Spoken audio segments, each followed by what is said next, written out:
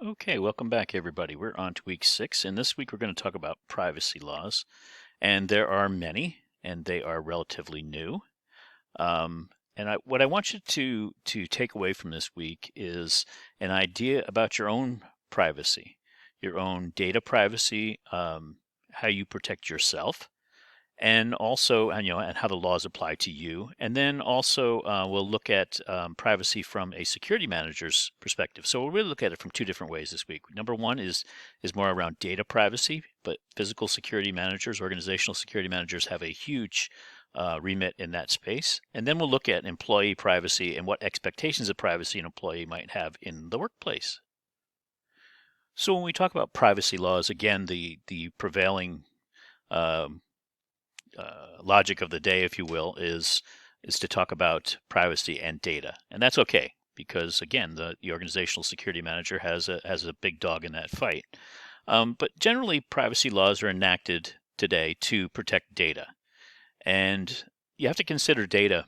Most people will say, okay, data, so that's the stuff on my cell phone and on my computer, but it's also things in file cabinets and in your wallet. Just about anywhere there is data of some kind, right? I mean, let's take a broader view of what we consider to be data when we have this conversation. Let's not just think of, data as in the stuff on our computer. Let's think about all the things we write down, all of the pieces of information we have perhaps in our wallet or in our dorm room or in our apartment. There's a lot of data, a lot of information that floats around. And every major privacy law that we'll talk about has some kind of physical component. It isn't just a cybersecurity threat. There are regulations that say how data needs to be physically protected and places where data may be simply on a server, right? Where it's all bits and bytes. Those also have to be physically protected, and every major privacy law has some form of physical component to it. Um, you're going to find, especially the first one we're going to talk about, GDPR this week. You're going to see that the penalties are really high. I mean, protection of privacy has become such a huge thing that some of the penalties are just phenomenal. You will not see higher fines for any type of violation, I think, of any kind of business law bigger than those for not protecting people's privacy. And the big takeaway is that this, just like every part of law, but this more than almost any, is a changing landscape. Privacy laws change almost daily in some way through some court decision, through some new regulation. It is a constantly changing landscape. Those who are cybersecurity majors know this or should know this, but it's just as important for organizational security majors to have a way to understand how privacy laws may be changing and how their responsibilities in protecting data may change. So many privacy laws and protection of data laws revolve around personally identifiable information, or PII. You will hear that term when you hit the workplace quite often. And really, PII is any information that can be used to distinguish or trace an individual's identity. So your name is personally identifiable information. Your social security number, date, place of birth, mother's maiden name, biometric records like your fingerprints and an iris scan if you have that done for some reason. Um, it can be information that's linked or linkable to an individual, medical records, educational records, financial, you apply for a credit card, that all contains PII. All of that stuff is personally identifiable information. Now you say, okay, my name is PII, therefore I must protect everybody's name. You have to remember PII is almost like a game of Jenga. You start to stack the blocks on top of each other and it gets more dangerous. And that's kind of the way I want you to think about it. PII is like Jenga. You start to stack the blocks up, the name. The name by itself, I mean, heck, we walk around with name tags on. We walk around with ID badges on. Someone says, hi, I'm Bob. You say, hi, I'm Brian, and you give them your name. I mean, we give it freely, right? It's how we identify one person from the next. But once you put that name with other information, it starts to build a dossier, if you will, of that person and who they are, and it contains a lot of personally identifiable information when you start to stack those Jenga blocks up. So think of PII as protecting the individual blocks so that no one can reconstruct them and get that tower built so high that it crumbles upon you. Let's look at 2 slides of examples of PII and think about how if you have each one of these things, you could actually become the other person, at least on paper. Apply for credit cards, apply for immigration papers, apply for a mortgage and loans. Most of this is financially driven right now, but some of it can be terrorism driven. You want to become another person. Some of it could be, simply you need a new identity. But if you have, look, the name, maiden name, mother's maiden name, how many applications ask for mother's maiden name, or ask for mother's maiden name? You'll see it on, when you have to give security questions, when you have a password that's, changeable, right? They ask for your security questions. You'll often see on there. Now, most of you probably don't use that when you use other things, but it's certainly a question that is asked that helps identify a person. Of course, we have personal identification numbers like Social Security, passport number, driver's license number, if you have a taxpayer identification number, if you have a business, patient identification numbers, including your number off of your medical insurance card, perhaps. And then, of course, your bank account numbers, your credit card numbers. Your personal address information, right? Your street address, your email address. Once you start stacking these things together, think about how you could become that other person, right? Personal telephone numbers. I mean, those are things that are pretty quickly shared between people. In fact, you probably post them somewhere. But that's PII. Let's look at a couple more examples. Personal characteristics like photo of yourself, right? Fingerprints, your handwriting. We collect those in physical security all the time. We collect ID photos all the time. And we may ask somebody for fingerprints for one type of clearance or another. And we may ask them to sign their name. And I've seen so many ID badges with a person's signature on it. I have no idea why it's there. I mean, if you've seen my signature, you know that anybody with, a pen could probably do my signature because it's so sloppy. But people put them on badges. So biometric data, obviously, retina scans, voice signatures, facial geometry, facial recognition files, anything like that could certainly be used to create the identity of someone else. The VIN number or title number of your car. Think about it. If we have the VIN number, then we can figure out who that belongs to. Now I can potentially insure that car. Once I have insurance on the car, I've paid for that, right? I have the VIN number, I have your driver's license number, and I have your name. I can get online insurance that way. Once I have online insurance, I can take that insurance card, the VIN number, all that information and say, look, I lost my driver's license. There's lots of ways for you to become another person using PII. And then asset information, your IP address, your MAC address, things like that, that link to a particular person are certainly used to identify a person. And we'll see examples of that on the internet all the time. You wonder why and a ad comes up that just happens to be related to something you just searched on the internet. Well, guess what? It's because they used your IP address to sort of identify you, or at least identify that machine and where it's been and what you've looked at. And if you don't think that you've filled out some online forms with your name and your phone number to get information from somebody, or to sign up for an account with Facebook or someone else, all that information is stored. They know who you are, and now they know what you're looking at. Don't mean to make you paranoid, but if you've never really thought about the fact that all ads are targeted to you and thought that was kind of odd, it's all about the collection of data. But we've been talking about collection of data from a computer, right? These are all things you pretty much put into a computer somewhere. But let's think about the physical angle to this information. Your name and your mother's maiden name and any aliases, any previous names you used, you put that on your work application. When you applied for a job, it went on the application. And when you applied for a background check to get that job, potentially, if your company does background checks, which most do and should, you were asked questions like, where were you born? And, mother's maiden name, other names you may have used if you happen to be married or you changed your name. Personal identification numbers, your social security number. Again, when you went to work for a company, you filled out certain paperwork like an I-9 form. It's your immigration form to show that you are legal to work in the United States and don't require sponsorship as a foreign national. When you filled that out, you had to provide 2 different forms of ID. And they had to be 2 specific types, a social security number and a passport, or a driver's license and a passport, or a driver's license and a social security card. Or, there's a combination of things you can provide, but both of them have to be independent of each other. It's to really prove your identity for immigration purposes, and you've provided those, and your company has photocopied those. They've either taken the numbers down or photocopied, and most of them will photocopy, and attached it to the I-9 that they keep on file. And that stays for a very long time, and your driver's license number does not normally change.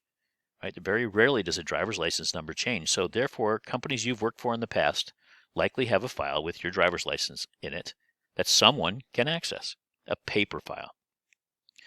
Passport number, I have to give my passport number every time I take an international flight, not just to the airline, by the way, who puts it into their file.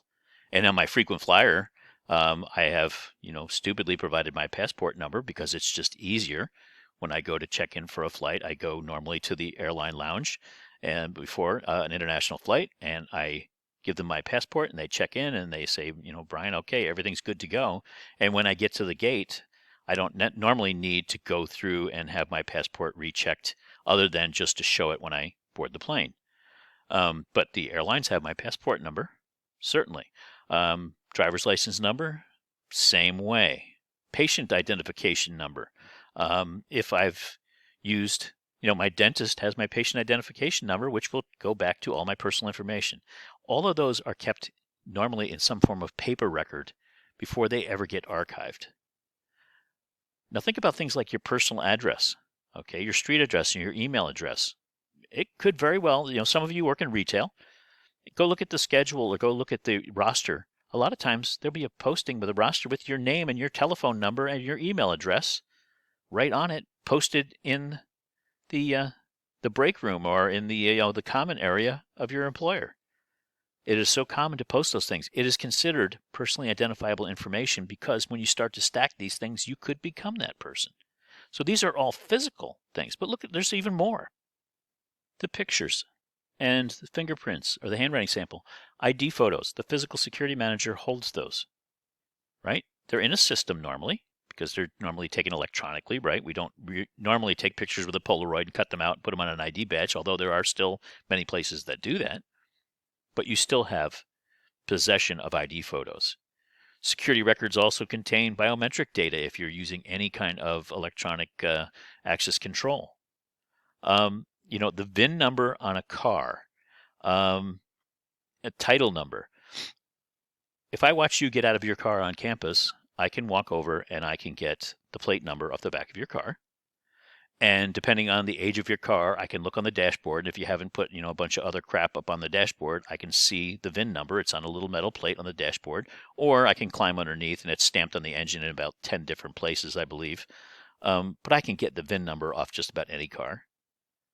With that information, is there a potential that I could take that to motor vehicles and get that car re-registered? Sure. If I have other information on you, right? I now know your name. I know your email address because you go to SRU, so I can find that in the directory, right? There's a lot of things I can put together. And then, finally, the asset information. We give out our IP address all the time when we're online. It's constantly going to someone. And we also give it out to help desks and others. I can't tell you how many times I call the help desk. I'm one of those guys who, is a frequent flyer on the help desk at Pfizer, and I call and they say, okay, can you give us your IP address? Absolutely. And I give it to them. This is an outside service. I'm assuming that they protect my information and they protect that IP address. But they could certainly plant things into my computer, all kinds of spyware using that, and I probably wouldn't see it. So, the physical angle of protecting data is still there. Most of this information is taken down in hard copy somewhere and held onto in hard copy somewhere. It's transferred electronically, right? It's put into a system, but somewhere those records still exist. And there's where the physical security, the organizational security manager steps in when it comes to privacy laws. So what's the real bad part? There's no comprehensive data privacy law. It's really a hodgepodge of things, and we're going to talk about several, one international and several U.S.-based laws, one that may become the law of the land at some point. It seems to be going that direction, which is why I'm going to discuss it. But the privacy laws are not all codified in one place. They're one's for health information, one's for financial information, online information, all kinds of different information is stored in all kinds of different laws, and therefore it's very hard to keep up with. It's very complex, and you're responsible for keeping up with it. Specific to a corporate security manager, you may hold data in access control systems, right? Card access systems, right? Your reader system, video surveillance systems. Make no mistake, your video, if you're retaining video, which almost everybody does for a certain period of time, contains personally identifiable information. You've got pictures of people's faces. You've got that tied sometimes to your access control system. So now I know that Brian ran his badge on building A, and then there's a picture at the exact same time of Brian coming through the door. I now have Brian's image and his name and any other information I collected as part of my access control registration. Investigative reports contain huge amounts of PII normally, and that is something that you've got to definitely protect. Background checks, obviously, right? Contains normally account numbers, normally some form of at least part of a social security number is in a background check. You can take data from previous arrests, trace somebody back. If I have a background check and it shows that I was convicted of a crime in the state of Michigan, there's an online offender registry that I can go and look at, and I can pull up a picture. I can pull up even information on tattoos and distinguishing marks that that offender had at the time of their incarceration. So a background check can be used to help you build a dossier on just about anybody. Voluntary disclosures. So oftentimes an employee will come to you and say, it's normally a case of divorce. When this happens, they will say that, I have a restraining order against my soon-to-be ex-spouse. They may not come within 500 feet of my place of employment or call me at the place of employment. And it is a good practice to collect that, right, to ask them for a copy and keep it, because oftentimes when police show up, when something does go wrong, they find that these have not been registered properly or not been timely registered with court clerks, and the police then have no reference point. When you give them that copy, they at least say, okay, we know that something's here, right? And then they can call the court and get verification. But those generally have an amazing amount of information, because you're giving up addresses and places that you may go that you're asking the court to forbid somebody else from going. And then clearance certifications. I mean, if you have a government clearance that you have to you have to process for someone. I don't personally do them, but my team does clearances for chemical facility anti-terrorism standards. That registration contains tons of information. And oftentimes, it's asking questions about sometimes, those types of infrastructure clearances, even asking about, your neighbors, give us names of references. So now you're turning over other people's PII, right? So, the corporate security manager holds a lot of private data in either electronic or oftentimes in hard copy form. And let's go into a little bit about what happens when you don't protect that. So I have a list here, and these are the ones that I believe affect security people the most, but there are certainly more. There are a lot of privacy laws, especially in the US, because again, we don't have that overarching, right? That adding to complexity slide. We don't have that overarching privacy law in the US. But in Europe, they kind of do. And that's the GDPR, the Global Data Protection Requirements. We'll talk a little bit about that, and never fear, because the Europeans have put a nice spin on this, which really affects international businesses. And even if your business is almost only in the US, if you have any employees that are European citizens, their data can be protected and you have to abide by it. And I'll show you why you really want to do that. We're going to talk about the Fair Credit Reporting Act in so much as it applies to security. We're going to play a little game of follow the bouncing ball. And it's a theory that I have on the FCRA and how it impacts third-party investigators. And I'd be interested to know if any of you, once you hear my explanation, agree with my theory. And I will tell you that I have brought this to several people in the security space, and some say, yes, you're absolutely right. Holy crap, that's a big thing. And others say, oh, no, it's nothing to worry about. We do this all the time, which always scares me. We're going to talk about the Health Insurance Protection and Accountability Act, and that protects health information, and it is really a misunderstood act when it comes to employers, so we'll go over that a little bit. And then finally, we'll talk about the California Privacy Rights Act, which is a new extension on the California privacy laws that took effect a few years ago. But I think we should talk about it because it appears to be that that is the model that's going to be emulated if we ever do get to a federal privacy law in the U.S. It is likely to be some offshoot of that California law, which really is starting to gain traction in other places. So the global data protection requirements apply in the European Union and the European Economic Area, but also apply to data transferred outside of those areas, which is really why if you work for an American company, if you stay working in the U.S., which most people will, if you're a U.S. citizen, it still applies to you. The basic principles of GDPR are lawfulness, fairness, and transparency. In other words, what's this data being used for? A purpose limitation. If you tell me the data is used for this purpose, the data that I'm giving you, the information that I'm giving you, my privacy information, you say you're going to use it for something, then that is what it should be used for. It's built around data minimization. You can't collect and store more data than you need to meet that original purpose limitation, right? If the purpose of the data is for me to provide you with uniforms, let's just say, right, for work. I ask for your shoe size and your shirt size and your pant size. And then I start asking you other questions about, well, how much do you weigh and how tall are you? If I already have your sizes, I don't need that other information, right? So I'd be limited on what I can ask about your personal characteristics, right? I can't ask your eye color if the purpose is to collect information about your uniform size. So I need to minimize the data that I request to the actual purpose that I've determined is that I have shared with you. The data needs to be accurate. You have a right as a European citizen to challenge data and to make sure it's accurate. The storage limitation is a storage limitation on time.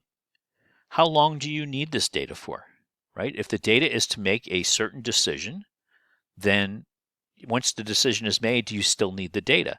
This is important in things like credit cards. You're asking me for my employer's name and how long I've been there. You use that to make a determination as to whether you think you're going to give me a credit card, which to me, credit history is probably all they really need. But once you've asked that question, how long I've been there, do you need to store that anywhere? Why would you need to store the name of my employer if you've already made the decision to give me credit based on that information that you took into account up front? So there's limitations on the time, and we'll talk about retention schedules a little bit later. Integrity and confidentiality, that's around the security of the data. Normally that security is related to security of the electronic records, but also of the printed records. If I fill out that application for a credit card and I don't do it online, I do it on a paper form. I mean, I don't know how many of you have traveled internationally, but when you get on European airlines, especially the discount ones, they're constantly walking up and down the aisles trying to get you to apply for credit cards, buy toys for your kids, buy perfume, all kinds of stuff. It's almost like you're a captive audience for sales. And people fill those things out all the time, which because they fill them out and they give them, 25,000 air miles for nothing in exchange for that information. But now those must be secured in a certain way, especially in the European Union. And then accountability, that's the audit right, the right for the government and individuals to audit these companies to make sure they're doing things right. So those are the 7 principles around GDPR, and they really do make sense, right? I mean, you have to be transparent about the fact you're collecting. You have to do it in a fair way. You have to limit the purpose. The data has to kind of match what your purpose is that you've stated. You have to collect the minimum amount of data, and you have to make sure it's accurate. You have storage limitations with time. You only need to hold on to my data for as long as you need to make a decision, and then you shouldn't store it any longer. You are responsible for protecting it so that others don't get to it, and I have the right to go and make sure that you're doing that. So this doesn't sound too hard, really. I mean, those sound like practical things.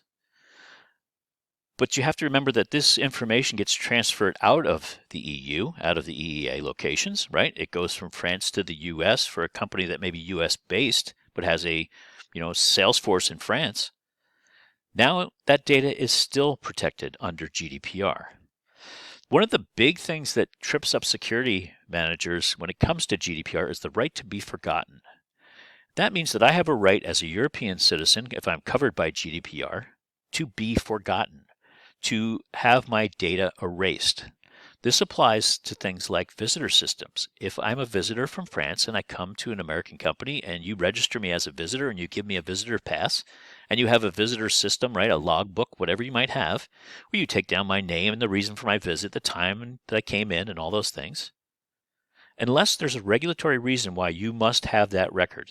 There are some places where they're government contractors and they require you to keep records for a certain amount of time.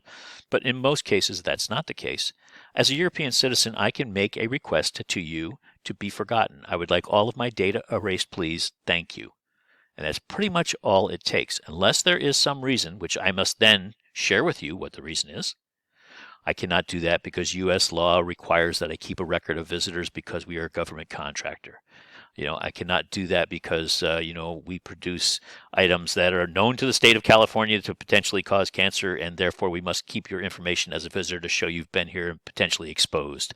Those are the types of things that you can share back, if indeed they're true. But in most cases, it's the right to be forgotten. I will tell you the right to be forgotten, interesting thing, at least for now, is it does not apply to video. So when you came in as a visitor and you walked past my security camera when you walked in the door, you can't say, I want you to erase me. And the reason that is that way is because it became impractical, because to erase a single person out of a video clip is nearly impossible without a great deal of equipment and expertise to block someone out of a retained video. Once it's retained, and you would have to then block out people who haven't made that request and you may want to keep records on. So it doesn't apply to video, but it certainly applies to all other types of records. The fines for GDPR are enormous. This is the thing that got everybody shook up when GDPR became law in the last, say, 5 years. And that is that the fines for a lesser offense is 10 million euro, right? Or 2% of worldwide revenue from the previous year. Notice it says worldwide revenue, not just revenue within the EU. So, if you're that same company and in the US you make $100 million and you only make $2 million in France, but $2 million is still good money, right? So you still have your couple of guys in France, right, that are selling your product. The 2% would be based on $102 million in revenue, not just the 2% made in Europe. On major offenses in GDPR, where you have major breaches, where you have major faux pas, if you will, in collecting information or not erasing people, and you've made a pattern of it, the fine can be 2 million euro for a major offense or 4% of worldwide revenue. So I took the example of Ford Motor Company in 2019, the last reported year for revenue as of the making of this video. Because there's a lag in reporting, and 2020 was kind of a weird year anyway for all kinds of revenue.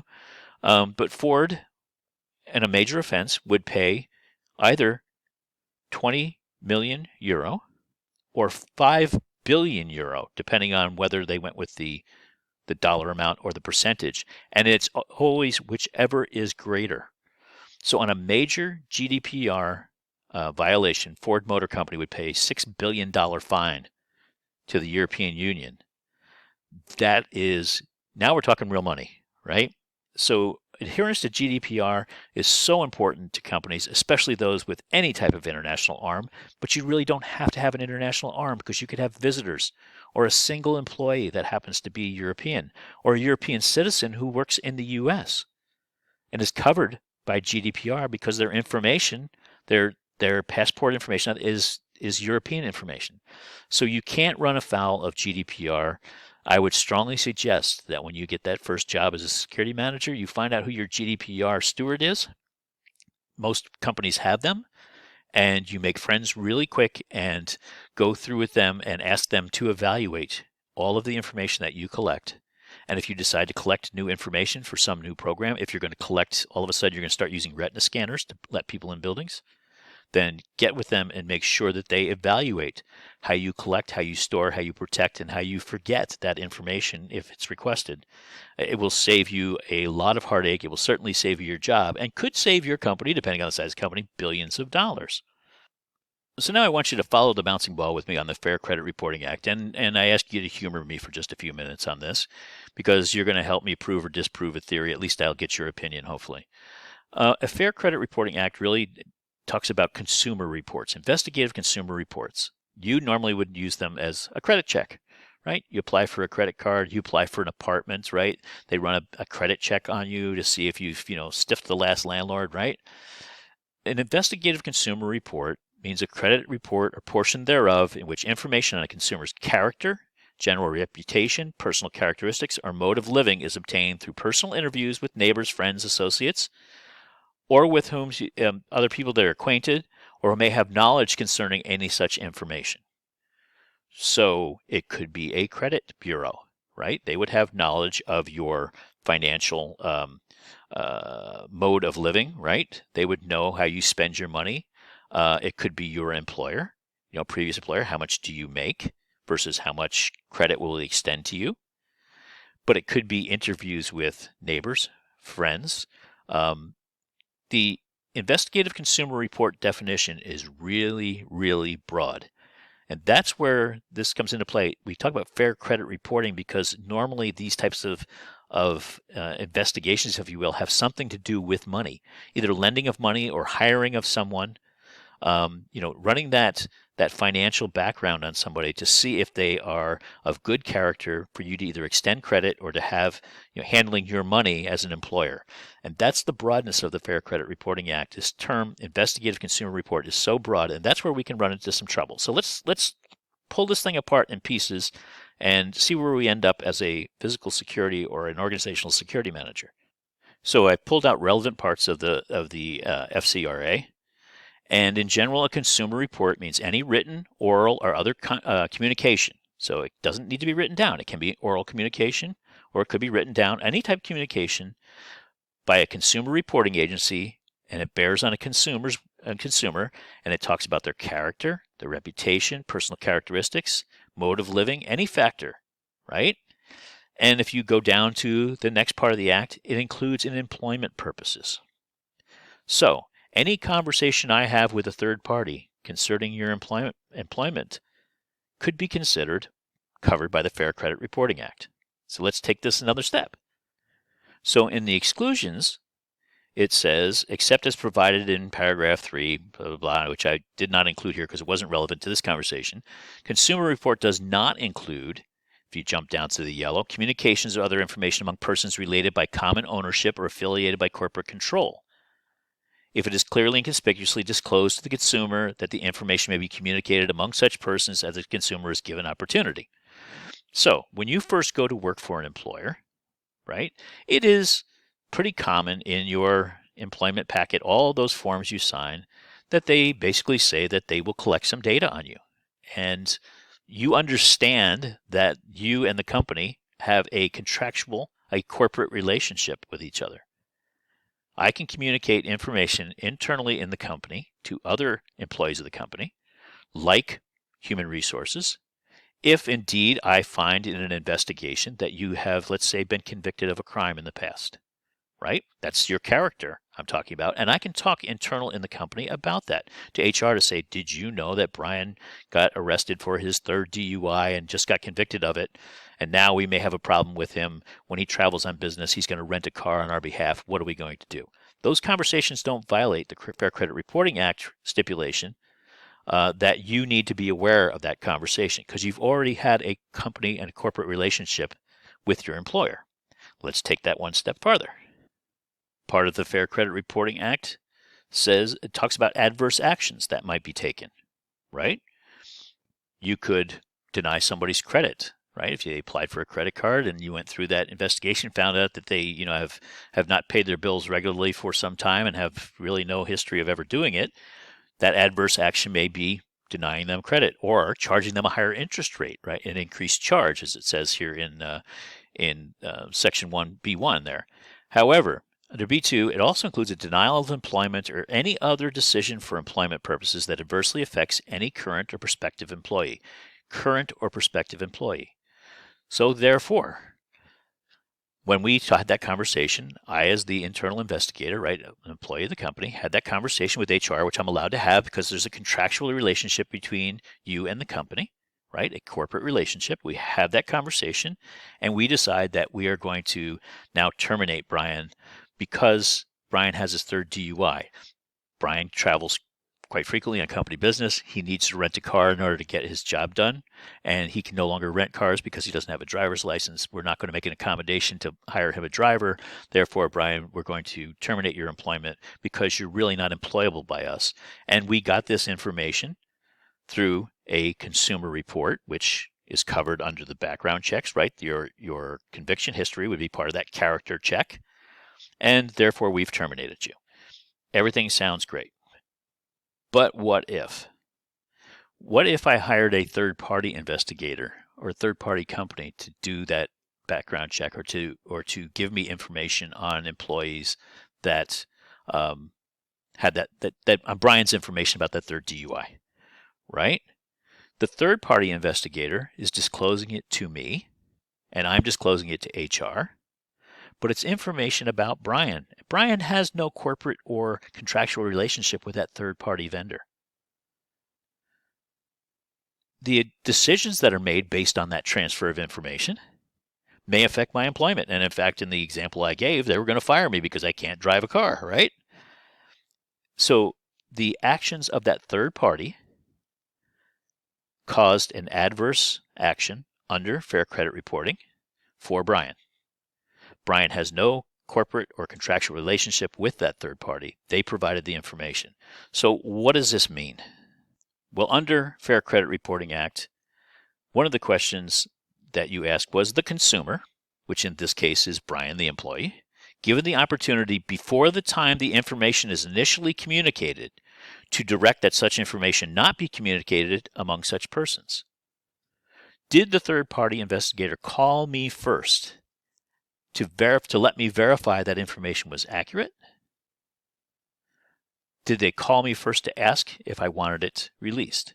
Now, some of this information is in open sources, right? Some states have open access to convictions. And if it's open source, then in most cases, a court would never find that anything was violated because the company could have done it themselves. They just took an expeditious means to do so through a third party. It was just easier. We needed the manpower to do it, and that's what we did. But if it's not open source information, are we not violating the FCRA when we send a third-party investigator to do something for us and bring us back information that may not be public information? So if you're a company that's doing background checks and you do a very thorough background check, including interviews with previous employers, interviews with neighbors and friends and references, does that third party not first need to go to the person who is affected, to the consumer, right? The person that we're talking about here, to give them the opportunity to verify or to correct or to challenge any information? My feeling is yes. I have talked to a number of private investigators who say, no, that can't be right. And I think they say that because that would be a big chunk of business that they would lose. But I honestly believe, and I would really appreciate everybody's opinion on this, does the fact that a third-party investigator who has no relationship with you at all, providing information to your employer at their request, have the obligation to come to you first to ask you if this information is correct or not correct? And there are a number of people who I have spoken with who have said it appears that that is the case. And I will tell you that I have never found a private investigator who's ever done that. But I'd be interested in your take on it. But that's just one application of looking at the law and making a business decision as to what's best for you. I don't use third-party investigators for anything that is not open source. I just use it because it's easier for me to hire somebody to do it than do it myself. In some cases, I'm just too busy. But I don't have them go out and actually do interviews with people, and certainly not do interviews with people who we don't have a contractual or a corporate relationship with other than our own employees, because I believe that they need to share that first with the person being investigated to make sure that what they heard was accurate. And that would probably blow an investigation, right? It would blow the fact the investigation was even going on in some cases. So again, I'd be interested to hear your take on it if you so desire to share, but it's just one way that we apply the law into our own practice. So let's just jump ahead real quick and talk about a couple more. The Health Insurance Portability and Accountability Act, okay? The HIPAA rule. The privacy rule, it's a federal law. It gives you rights over your health information. It sets rules and limits on who can look at and receive your health information. There are two different sections. There's the privacy rule, And that applies to all forms of individual protected information, electronic, written, or oral. And there's the security rule, which requires security for health information only in electronic form. We concern ourselves as an organizational security person with the privacy rule, because health information, you have to understand, in almost all cases, starts with the scribblings of a doctor. And those are things that are transcribed then into your record.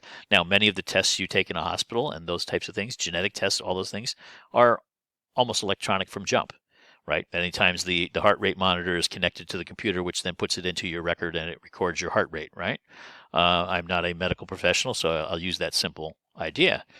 But much of your health information starts off in a written form, and those records are certainly protected under the privacy rules because they're not just electronic, they are written and they're oral. So it's conversations with your doctors as well. One of the things that people don't understand, however, is that, they believe that anytime an employer has anything about their health, that they can't share that internally. It does not protect your employment records, even if that employment record has health-related information in it, right? In most cases, that privacy rule, according to HHS, doesn't apply to the employer. I say that, and so I think about things like now when you go into work, you may have your temperature taken. And if you have a fever, that could go into an employment record of some kind, right? That you were, put on administrative leave for 10 days because you came into work with a fever and you may have been exposed to COVID, right? That can go in your employment record because people like security need to know that so they can shut off your access to the facility. People like HR and payroll need to know that because most companies are compelled to pay people while they're on that quarantine.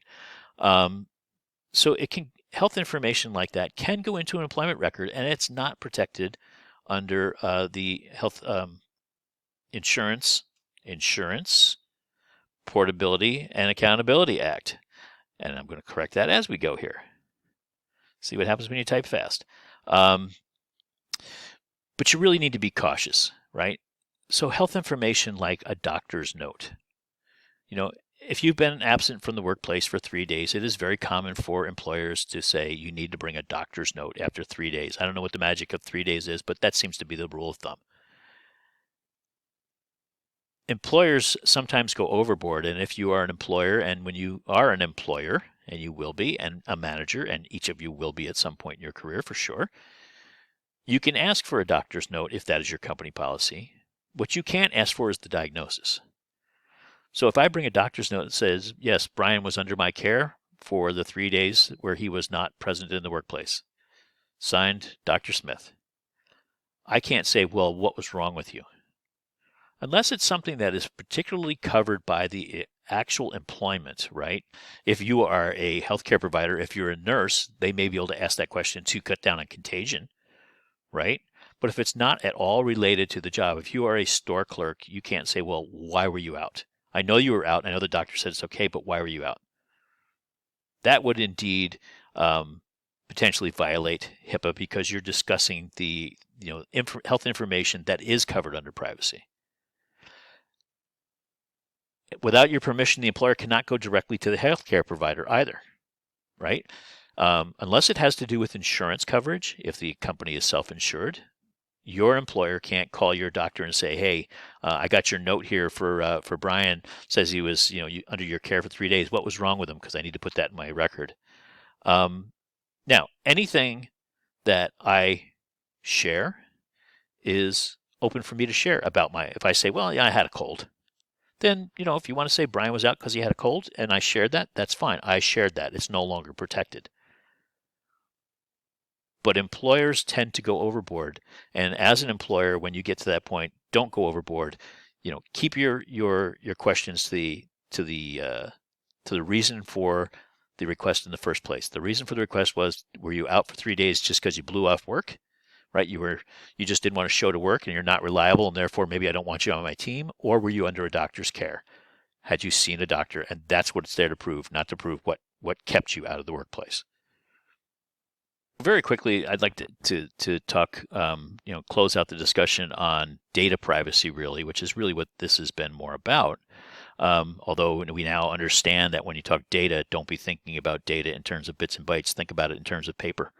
especially if you're a physical security, organizational security person. That's the data that you can protect, right? And you must protect. The California Privacy Rights Act really is, I would call it GDPR light. Started by the state of California. There was a previous law that was in effect. This one kind of just stepped it up even more. This is a very recent act. But what we are finding is that certain cities and certain other states are all considering very similar laws to this one, to the California Privacy Rights Act. And if you look at it, the types of things that are protected are very similar to GDPR. They're just Americanized, if you will. So government identifiers, your social security number, driver's license number, right? Financial account, login information, your geolocation, which is interesting, right? Where are you, right? Your race, ethnicity, religious or philosophical beliefs, union membership. Non-public communications, so mail, email, and text messages are protected under California Privacy Rights Act. And genetic data, right? Biometric data, health information, your things about your sexual orientation or sex life, all of that is protected. And by protected, it doesn't mean that it can't be discussed. It means that you have control over it. Okay, so let's talk about what the law actually allows you to do. So the California Privacy Rights Act, it applies to bigger businesses normally, not smaller ones. And in fact, this refreshment, if you will, of the law in 2020 actually made it a little less stringent on smaller businesses and much more stringent on larger businesses. And if you think in California, go to Silicon Valley, you've got all of the major players in data collection sit in that part of the country, really. So it really applied to those big data type companies, those big the FANGs, if you will, right? The Facebook, Amazon, Netflix, Google companies of the world, right? Alphabet, that collect big data. You have the right in California to correction, just as you have with GDPR. If the information is not correct, you can correct it. You can opt out of automatic decision making and profiling. So, for instance, I notice that I get ads for things when I'm home that are different than when I'm on the road. When I'm home, I am sure that companies using something called cookies, which you're all probably very familiar with, can tell where I am, my geolocation, right? They know where I am. And I get ads for certain things that I would not necessarily get when I'm somewhere else. I will share with you that when I'm home, I get ads for things like lawn service that pop up on my internet browser as I'm looking at other stuff, right? That's one of the ones that I get a lot of. Lawn service, home repair. I live in a zip code that has nicer homes compared to some other zip codes, and that people spend a fair amount on home improvement. And just about everybody has lawn service. I refuse to do that. When I get to the point where I can't cut my own grass, I'm going to go live someplace else because I'm stubborn like that. But in my neighborhood, probably 80% of the people have a lawn service. It's very competitive. In other parts of Grand Rapids, Michigan, there are neighborhoods where no one has lawn services. Just like any city, and it's a city of 250,000 people, there are areas where people's lawns just grow up over their fence line, and that's the way it is. But they know where I am, and therefore they profile me to say, okay, I have disposable income in order to use for a lawn service. I have the right in California, if I were there, to opt out of that automatic decision making, right? When I travel, I don't get those ads so much because I'm coming in from a different zip code, and I will get targeted ads from that zip code for a while. You have the right to understand that decision-making algorithm. Why am I getting these ads? You have the right to ask, why am I getting an ad from you? Well, you're getting it because you're signing in from this particular zip code, and we have used that zip code to look at people's income levels, to look at their usage on certain services, to look at their disposable income, to look at their credit histories, and therefore we're offering you things that we would not offer someone else. We've profiled you, right? And you have the right to understand those algorithms and then to limit the use and disclosure of that information. You can say, I don't want that information shared with anyone. And it's very hard to do because there are so many players in there. But the California law does give you the right to go to individuals who collect data and to tell them not to disclose your data to others so that you don't get those targeted types of ads. Or it may impact other things, right? Even the cost of those services. I will venture to say that if I call and say, I just got, your ad on my internet and it said I had a coupon code of 123ABC and I'd like to get that 20% off, I'm betting that I'm paying more than somebody else who isn't getting 20% off who has a different coupon code because I've been profiled as someone that could potentially afford more. So you have the right to limit and use to the use and disclosure of that information under this California law. I believe this California law will become the law of the land. I think that the issue is the administration of it. It takes a lot of time and effort to get your information, to understand who has it in the first place, and then to request that they don't have it. It's not easy, but there are some very big players in the data collection world that you could certainly go to and say, I choose not to have my information shared, and they must comply with that and must correct it if indeed it is wrong. So let's flip the coin and talk about that other part of privacy, the actual workplace privacy and expectation of privacy in the workplace. And this is one that trips up physical security managers, organizational security managers quite a bit. The best thing you can do is to have legal counsel in your hip pocket where you go and run these things by them first. But there are some general rules in the workplace, and I'll call them general rules because there are always exceptions. But there are certain expectations of privacy that employees think they have in the workplace that they really don't have. So things like desks and lockers, your office, if the company supplies that to someone, then there's no expectation of privacy in there. It is not illegal for a company to go into your locker, right? They assigned you that locker, but they own that locker and they can go in at any time. Now, there have been cases back and forth where the company tells you you must provide a lock yourself rather than provide one to you or have the lock that's built into the locker, and whether or not they need to get your permission to remove the lock, because there is some expectation of privacy if they allow you to put your own lock on, right? That's been a back and forth kind of court decision on those types of things, especially when you find really good stuff in a locker like weapons and drugs and that kind of stuff. But there's no expectation of privacy in your desk, in your work area, in your office, if the company has provided those things to you. The same thing is true of computers. Even when they ask you to bring your own device, which is a very common thing in many companies now, I prefer to use an Apple device, and if I wanted to, I could tell the company, you know what, I just want to use my own Apple computer for work. Can I do that? And they'd say, yes, you need to download a program where they have then control over certain things on your computer, and you've given them permission to do that just for your own convenience to use one computer rather than two. I use Apple for school and I use an IBM for work because I don't choose to give them access to my stuff. But there's no expectation of privacy on computers, and that includes things like email and internet history. Even if that email is personal in nature, if you're using the company email system to do it, brian.p.wisniewski@pfizer.com, when I send an email to my wife and say, I'll be home, late, that is company property. I'm using their email system to do it. The internet history, obviously, if I'm looking up stuff at work and somebody wants to go see what I'm looking up, absolutely. There is no expectation of privacy. And when you have employees who come and say, that's not fair, you can't read my email. I'm not reading your email. I'm reading my email because it is mine. I am the company. I'm the company representative, and you did it on my system. Now, text messages are kind of funny because the phone, who owns the phone, really becomes the issue. If you have a phone where the company pays your phone bill, but it's still a phone in your name, the company would not have a way to read your text messages. However, I have a company phone. When you guys call me on the weekend or whenever to ask questions, I answer on my company phone. It's the only phone that I have, and I'm allowed by my employer to use it for other purposes, to use it as a personal phone. However, when you text me, Pfizer Inc. can look at those text messages. I mean, we don't text anything that's really going to cause us any harm, but they are absolutely open to scrutiny by the company because they provide the phone.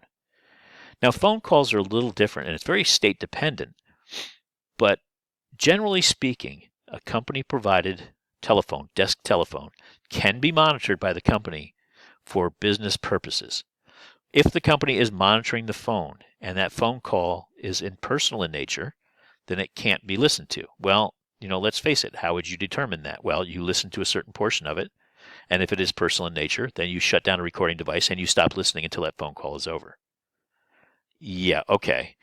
We all know that the government did that in RICO cases for years, that when the personal phone calls would go on between gangsters' families, that, once it was personal in nature, they had to shut off the recording and they had to take the headset off and wait for that phone call to be over. They could monitor it every so often to see if the tenor of the conversation changed.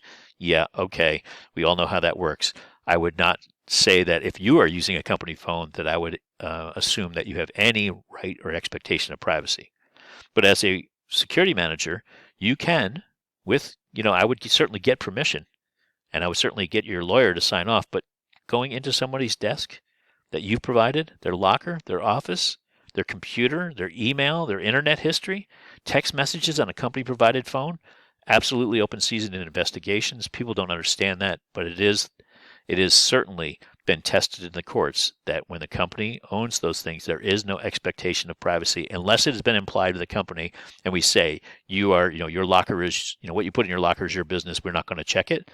If you don't say that, then the company does have the right to do that and there is no expectation of privacy. So what does that have to do with searches? Well, a big one.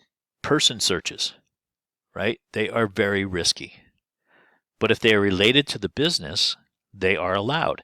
So, for instance, if I work in the counting room at a casino, certainly I expect that I will be searched on the way out every day. And in fact, most places that have that type of environment will have you wear garments that have no pockets on them, right? And you will be searched. You will change your clothes, and those clothes will be searched to make sure that you're not taking out any money. That is true in some places where controlled substances are produced, right? Controlled substances meaning certain drugs. If you're in a fentanyl factory, you know that you may be searched on the way out because it has a high black market value and it's very desirable on the black market. It's very risky. I would not suggest you do it unless you do it as a pattern. And by that, I mean, if you start to say, we're going to, search bags on the way out of our factory, we make, we make cell phones and we're going to search bags on the way out. You must search everyone. That includes executives. That includes visitors. It includes anybody who could have come in contact with that product that you believe might be pilfered, and that's normally the reason for a search. Or if it's contraband, bringing contraband in, right? You are concerned that people are bringing weapons into your facility. Then you check everybody for a weapon on the way in, right? Magnetometer probably being the best way to do that, but you could have other ways of checking parcels, lunchboxes, bags, those kinds of things. But you check everybody. Don't fall into a pattern of, I'm going to check this guy because I think he's up to something. That is where security managers get themselves into trouble.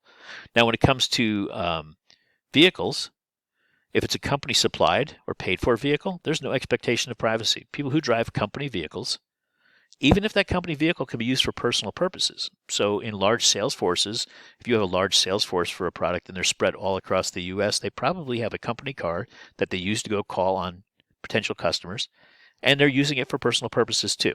There's a tax law that says that they need to report the mileage they use for personal mileage versus business so that they pay income tax on the personal mileage. It's called imputed income for you people who are, accounting geeks. But if it's company provided vehicle, then the company could at any time show up and say, I want to look at the inside of that vehicle. Do you do it? Not necessarily, but you can. There's no expectation of privacy. Now, a private vehicle. So this is where security managers get jammed up. They think someone stole something from work, put it in their private vehicle in the parking lot. They caught him on camera taking it out there, and they got it. And they go to that person. They say, we want to search your car. The person says no. Your only recourse then is to fire them and ask them to drive away or to call the police. And if you have watched somebody on camera or you know that they took something out they shouldn't have, then call the police and allow them to get a warrant based on your evidence that shows that, that person did indeed steal something and follow through. I would never suggest that a security manager search a private vehicle without a direct permission from the person. If they say, yeah, absolutely, come on, let's go, and have them be there with you. But in most cases, if you have the need to search a private vehicle on your premises, you call the police and have them do it. Again, this is This is the some of the helpful hints so you don't jam yourself up section of the course, okay? And then finally, cameras. As long as cameras are not invasive, cameras in the workplace, there's no expectation of privacy. Cameras can be anywhere. Now, restrooms, locker rooms, that would be invasive, right? You're not going to put cameras in a restroom. Now, I have had places where we know that people, in fact, one particular case, people were going into a restroom. It had opening windows. It was an old factory, and the windows opening, ironically, was part of a union agreement. The windows had to be able to be opened, and people were constantly slitting the screens and throwing narcotics through the slits in the screens to their friends out on the street. That's what happens in Brooklyn, New York sometimes. Okay? We put cameras in the hallway to show who went in and who went out of the restroom. And then we put cameras on the street to show the narcotics being thrown through the slits in the screen. We didn't put it in the restroom to show that person absolutely did that, but normally people would only do it if they're the only one in the restroom. Nobody else is around. You set a time. You go into that restroom. You take the product off the line. You take it into the restroom with you. You throw it through the slit in the screen. Your brother-in-law on the street catches it, and you guys split the profits. We were able to put many cases together that way, so you don't necessarily need to have cameras in locker rooms and restrooms. If there's an area where it would be considered invasive, a lot of companies have nursing rooms and things like that. I mean, your occupational health area, the treatment rooms, those things, obviously off limits. But cameras are certainly allowed in the workplace as long as they're not invasive. So what can we do? What are the takeaways here? Well, you need to understand if you're collecting data, why you're collecting it. If you don't need it, if there's not a really valid reason why you need it and you need to retain it, then just don't collect it. You have to understand data that's PII, personally identifiable information, right? That whole concept of is this part of that Jenga, right? If I start stacking this data together, could and the rule that I usually use is, could I become this person online if I had all of this information? Could I just, convince somebody to give me a credit card or a loan or some other financial benefit by pretending to be somebody else if I had this amount of information? You have to understand with whom the data is shared. And is it shared across international boundaries? And if so, GDPR may kick in, and you want to be very careful. One of the concepts really when it comes to information is a single source of truth. If you collect a piece of information in your security systems, right, because you're the security manager and you're collecting data, why would I need to collect your date of birth? HR has that in another system. If I need your date of birth, I can call the HR person and say, hey, I need to know Brian's date of birth for whatever valid reason, right? If that data can be retrieved from some other source, don't collect it. That's really the rule of thumb. There's usually a single source of truth, and in the case of dates of birth, as an example, social security numbers, another example, those are held by HR and payroll. Payroll holds the social security number because they must report your earnings to the Social Security Administration. HR holds your date of birth because they were required to collect that information on your I-9 to show your immigration status when you were hired. I don't need to collect either piece of information and store it anywhere because a single source of truth is available to me. Don't be the holder if you don't need to be the holder. Have a data policy. When you collect, for every piece of data that you collect, have a why. Have a who can access it. Why do they need to access it? Have a policy on security data that you can share with your employees. If they want data, right? Data like a manager comes and says, hey, I want to know when Brian came and went last Thursday. Here's my policy. You need to go talk to HR, and we need a lawyer to sign off on this, that I'm going to give you this piece of data, right? Have a security policy. So your policy is, why am I collecting this data? Every piece of data you collect, have a why. And then have a who. Who is going to access this data, and why and are they the right person to access it? Right? If I do collect data for some reason on date of birth, because there's some reason I need to do that in my business, and security system may need to do that in a place that produces alcohol, right? I may need to have the date of birth of everybody to show that I've given them access to alcoholic beverages and they're over the age of 18. It's just an example. I don't know if it's true or not, but let's just say we need to do that. Does everybody need to have that? Does every security officer need to have access to that? Probably not. Probably the only one who would need access to it would be me, so I could show to a regulator that, I've given access based on date of birth. So have that policy. Allow for correction. If you keep data on somebody, with the exception really of investigative data, which, they'll always want to correct, but when you're taking normal data to operate your security department on the people who are in your facility, allow them to take a look at it and correct it. It's in your best interest. If there's something wrong in there, they're going to tell you it's wrong, and at least you'll know, right? And then really important is a retention schedule. How long are you going to keep data? And there's really a couple ways you can do that. There's a set time, right? I'm going to keep this record on who came and went using their access badge in and out of my facility for 7 years because I believe it to be an employment record, and that's how long we keep time cards, right? That could be one. Or you could just say for as long as reasonable business value is requires it. And if I don't need it, then I can get rid of it. And you should always be looking for ways to not store data. That's a huge thing. So in privacy laws, we know that we collect the minimum amount of data we need. We protect it very well. Data is not just on computers, but it is in paper. And as a physical security and organizational security manager, you are responsible for protecting that. You don't collect things you don't need. You don't hold on to it longer than you need to hold on to it. If people want data corrected, you do that. And in many cases, if they want to be forgotten, you must do that too or pay hefty fines. If you do those things, then you will not run afoul of privacy laws. You also need to keep abreast of privacy laws as they change frequently. So I went way long, and I apologize, but I know that in past courses where I've taught this subject, people wanted to know about both sides of the privacy, so I wanted to add that part about workplace expectations of privacy along with privacy laws. So this week, the lecture, you are done. Thank you for your attention, and I apologize for going long. There is some small amount of reading, and there's a really easy discussion this week, and it is due on Thursday, and responses to 2 classmates are due on Sunday. No late work will be accepted, as you know. The discussion is very easy this week. You will start to make a list of all of the people or all of the organizations or all the types of organizations that hold data on you, that hold personally protected, personally identifiable information on you. And I want you to be really critical and think about how many times, even in a week, you give out PII to people that you don't know, people or entities that you don't know.